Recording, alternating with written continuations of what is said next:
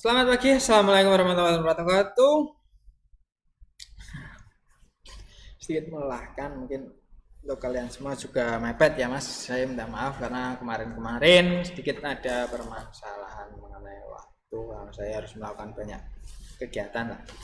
Nah untuk pembahas berikutnya saya akan bahas tentang injektornya. Yang kemarin kan kita sudah bahas fuel pumpnya, ada jenis distributor, ada jenis FE.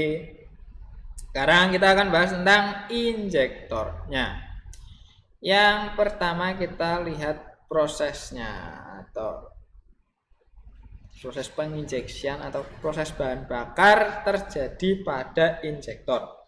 Yang pertama kita bisa lihat before injection, sebelum penginjeksian bahan bakar itu sudah terisi penuh di saluran ini. Jadi fuel injection pump sudah mengisi di ujung nozzle.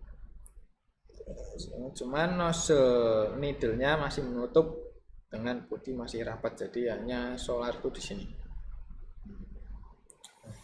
Ketika dari distributor plunger itu menekan bahan bakar dengan kencang, dengan tekanan yang tinggi, terus disalurkan tekanan bahan bakar itu ke bagian injektor. Nah, tekanan bahan bakar tersebut dapat menekan atau mengalahkan gaya spring yang ada pada needle nozzle ini. Ini kalah terangkat sehingga bahan bakar bisa mengalir ke luar atau proses penyuntikan. Plunger itu menekan hanya beberapa saat saja sehingga di sini tekanan meningkat beberapa saat saja, needle ini terangkat beberapa saat, akhirnya kembali menutup.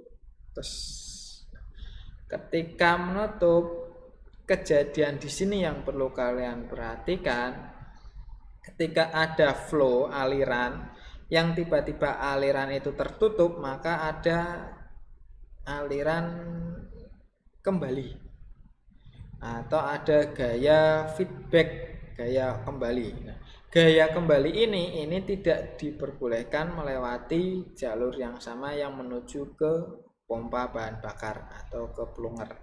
Efeknya bisa merusak plunger sistem pompa. Sehingga dibuatlah jalur return atau bahan bakar kembali ke tangki. Jadi gini. Kejadiannya seperti ini, ketika ada aliran sungai atau pipa atau apapun itu yang sedang mengalir deras, tiba-tiba kamu potong aliran tutup grep, itu pasti ada kelihatan ombak yang melawan arus. Nah, ombaknya ini atau gaya yang melawan arus ini tidak boleh kembali ke pompa, harus disalurkan sendiri. Nah, makanya dibuatlah saluran return, pengembali ke tangki.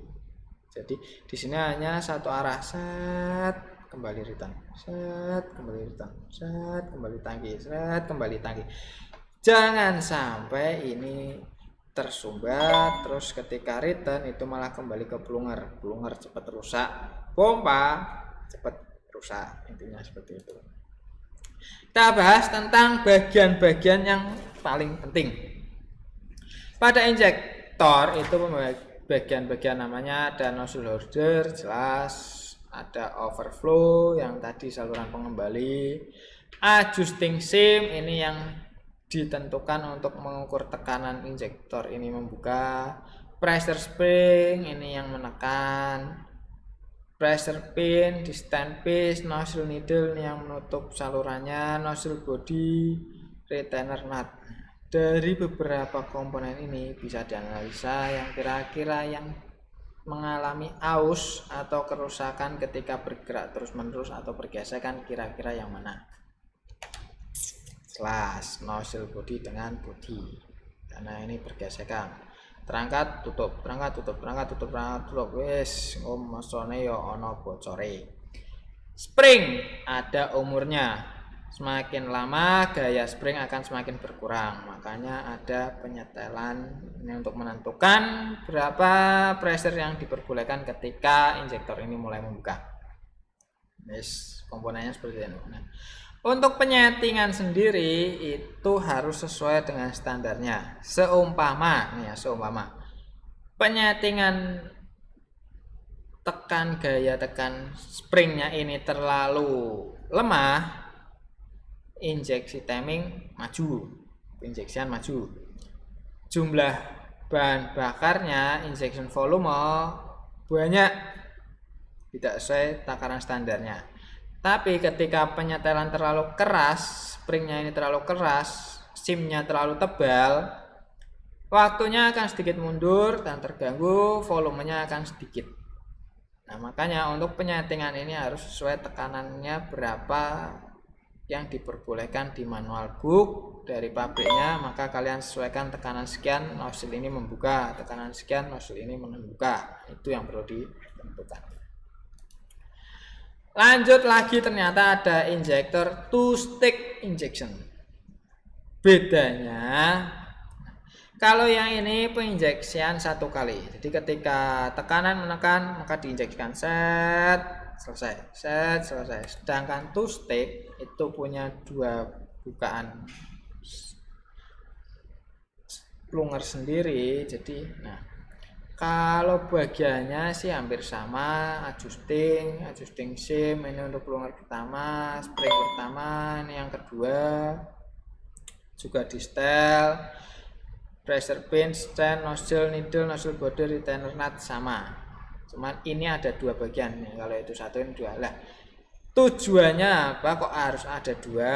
Jadi bisa dilihat kalau urutan bahan bakar masih sama ya, fuel injection pump, di body, plunger tertekan, kemudian plunger buka, return kembali ke tangki, masih sama, cuman yang membedakan gini. Proses penginjeksian ternyata terjadi dua kali dalam satu penginjeksian, itu terjeda. Yang tadi itu hanya shred, yang sekarang shred gitu. Nah, proses awal itu pre-live itu pertama untuk memicu ledakan kecil. Nah, setelah itu maksimum live ini untuk ledakan besarnya. Kenapa seperti ini? Ternyata pengembangan seperti ini yang lebih baik untuk mengurangi knocking. Jadi pertama sebelum TMA semprot sedikit set. Setelah TMA melewati dan tekanan ke bawah harus besar terhadap pada piston, maka disemburkan yang kedua. Akhirnya terjadi grafik seperti ini. Semprot sedikit, berhenti, semprot lagi, total, baru selesai. Ini ternyata lebih baik dari yang sebelumnya. Terima kasih untuk penjelasan injeksi. Mungkin setelah ini kita akan bahas tentang pemeriksaan dan penyetelan injektor. Terima kasih. Wassalamualaikum warahmatullahi wabarakatuh.